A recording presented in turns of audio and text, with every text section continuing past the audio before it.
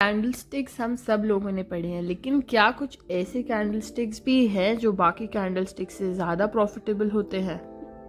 आज की इस वीडियो में मैं आपके साथ ऐसे 5 कैंडल स्टिक पैटर्न डिस्कस करने वाली हूँ जो कि काफ़ी बिगनर फ्रेंडली होने के साथ साथ काफ़ी प्रॉफिटेबल भी है। वीडियो को एंड तक देखना ये समझने के लिए कि आप कैसे उन कैंडल स्टिक पैटर्न्स पर ट्रेड ले सकते हो और ये कौन से कैंडल स्टिक्स है जो Nifty, bank Nifty, forex, crypto हर मार्केट में बहुत प्रॉफिटेबल होते हैं। तो welcome back to another video. मैं हूँ राधिमा और आप देख रहे हो कर्ल हू ट्रेड्स। चलिए सबसे पहले हम बहुत कॉमन और सबकी फेवरेट कैंडल के बारे में बात करते हैं जो कि है पिन बार या फिर हैमर कैंडल स्टिक। यहाँ पर जैसा आप देख सकते हो निफ्टी के 15 मिनट्स के चार्ट पे मार्केट ने एक पिन बार कैंडल हमको बनाकर दी है। ये वीडियोस तो है पैटर्न की, बट आप लोग सोच रहे होंगे कि ये पिन बार कैंडल एक पैटर्न में कैसे काउंट होता है। मैं जल्दी से समझाती हूँ और फिर हम लोग वीडियो में कंटिन्यू करते हैं। मान लो कि 12 बजे निफ्टी 50 के चार्ट पे आपको एक पिन बार दिखाई दे रहा है, तो 15 मिनट्स के चार्ट पर तो ये एक पिन बार है। बट अगर मैं इसी टाइम फ्रेम को थोड़ा छोटा कर दूं यानी कि 5 मिनट्स, तो ये same pin bar candle instantly turn outs to be chart pattern. So every candle stick in itself forms from a pattern, मतलब हर कैंडल स्टिक के पीछे एक ना एक पैटर्न जरूर बन रहा होता है। एक पिन बार की फॉर्मेशन कैसे होती है हम लोग ये डिस्कस करते हैं। सपोज हमारी मार्केट ने एक यहाँ पर पिन बार बनाई है, एक रेड कलर की रेड पिन बार, या फिर कई लोग इस कैंडल को हैमर के नाम से भी जानते हैं। तो इस कैंडल का मतलब क्या है? ये जो रेड हैमर हमारी बनी है ये मार्केट में क्या सिंबलाइज करती है, ये चीज मैं आपको समझाती हूँ। एंड अगर आपने ये कॉन्सेप्ट ध्यान से समझ लिया तो आप ये जो चार्ट पैटर्न्स है ये आपके लिए चार्ट पैटर्न्स नहीं रहेंगे। आप जो ये हमारा मार्केट का चार्ट है इसको एक स्टोरी की तरह रीड करने लगेंगे। अगर ये एक रेड पिन बार है तो इसका मतलब है कि इसकी क्लोजिंग यहाँ पर हुई है, इसकी ओपनिंग यहाँ हुई थी और इसका लो ये है, एंड इसकी क्लोजिंग और इसका हाई ये दोनों चीजें सेम है। अब इसका मतलब क्या है मैं आपको समझाती हूँ। सपोज ये एक 15 मिनट्स के टाइम पर हमारी हैमर बनी थी, तो इसका मतलब ये है कि 15 मिनट्स के टाइम फ्रेम पे ये कैंडल ने कुछ ओपनिंग यहाँ पर करी थी। इस कैंडल ने 15 मिनट के बीच में कुछ लो अपना यहाँ पर लगाया था, एंड क्लोजिंग जो इस कैंडल ने करी वो एक हाई पॉइंट पे करी जो कि है ये। मतलब कि मार्केट ने कुछ ओपनिंग यहाँ पर करी, लो कुछ यहाँ का लगाया और क्लोजिंग और अपना हाई कुछ यहाँ का लगाया। ये सेम चीज जो हमने देखी थी 12 बजे के करीब ये कुछ चार्ट पैटर्न बना था, तो 1 मिनट पे ये सेम चीज हमारी एक डबल बॉटम है।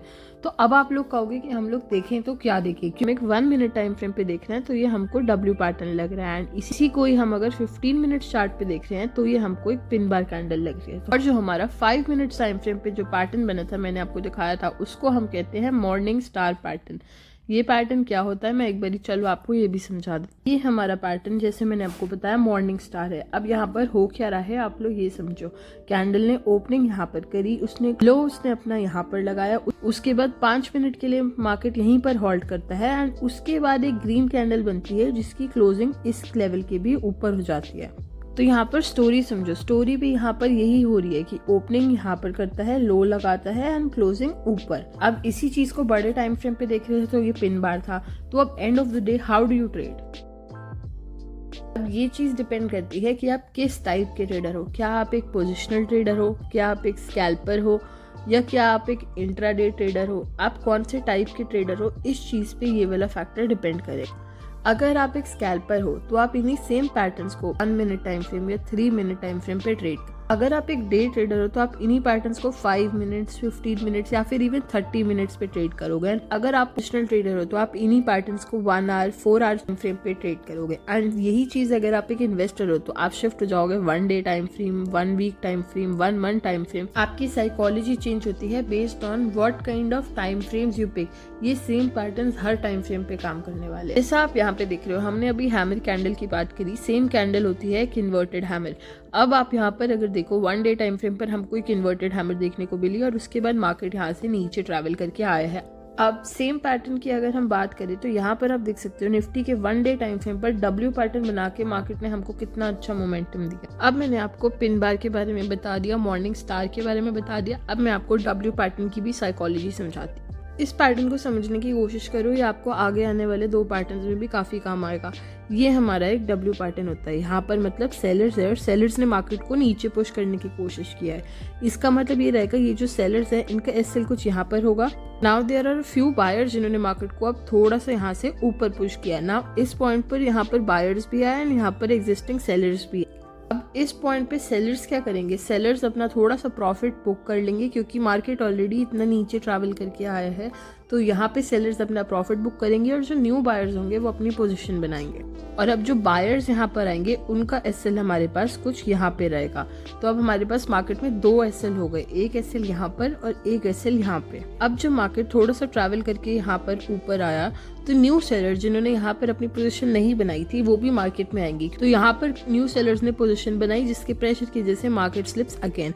एंड यहाँ पर ये भी कह सकते हो कि जो थोड़े से बायर्स होंगे जिन्होंने यहाँ पर अपनी पोजीशन बनाई होगी वो लोगों ने भी अपनी थोड़ी बहुत प्रॉफिट बुकिंग करी होगी, तो मार्केट दोबारा से नीचे आ। तो अब क्या होगा, जब मार्केट दोबारा से इसी पॉइंट पे आएगा वी विल ऑल अंडरस्टैंड कि जो सेलर्स थे जिन्होंने अपनी पोजीशन यहाँ पर कुछ बनाई थी और यहाँ पे जो बनाई थी ये सेलर्स अब वीक हो चुके हैं because market has now started to take a turn. अब इससे होगा क्या, बेसिकली हमारा ये जो लेवल है ये अब बन जाएगा हमारा एक स्विंग लेवल। तो अब मार्केट सारा टाइम तो ऐसे नहीं रह सकता है, तो कहीं ना कहीं तो ब्रेक होगा। Somebody has to win, either the buyers और द सेलर्स। तो जहाँ पे भी ब्रेक होगा हमारा ट्रेड वहीं पर बनेगा। एंड जब इस स्विंग लेवल का हमें ब्रेकआउट देखने को मिलता है that is when we understand कि यार W pattern is starting to work. तो ये बन जाता है हमारा तीसरा पैटर्न टू ट्रेड। अब मैं अगर चौथे पैटर्न की बात करूँ तो हमारा 4th पैटर्न बन जाता है इनगल्फिंग पैटर्न। तो अब एक इनगल्फिंग पैटर्न क्या होता है कि इनगल्फिंग पैटर्न को आप कुछ इस टाइप का पैटर्न मान सकते हो।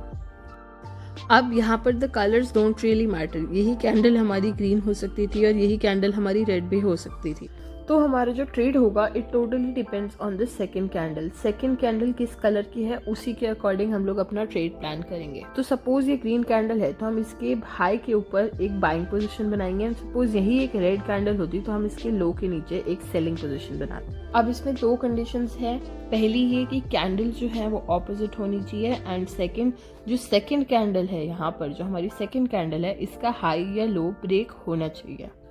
वीडियो के एंड में मैं आप लोगों को एक बहुत इंपॉर्टेंट पार्ट भी बताने वाली हूँ कि किस वजह से लोगों के ये कैंडलस्टिक पैटर्न्स फेल होते हैं। काफ़ी बारी आप मार्केट में नोटिस करोगे कि ऐसे कैंडलस्टिक पैटर्न्स बनते तो हैं और आप लोग उस पर ट्रेड भी लगाते हो बट आपका एसएल चला जाता है, वो पैटर्न एज डिस्क्राइब्ड वर्क नहीं करते। इसका क्या रीज़न है ये चीज़ मैं आपको वीडियो के एंड में बताऊंगी। अब यहाँ पर क्या हो रहा है, ये हमारा एक स्विंग जोन है एंड यहाँ पर मार्केट थोड़ा सा नीचे आ रहा था जैसा आप देख रहे हो।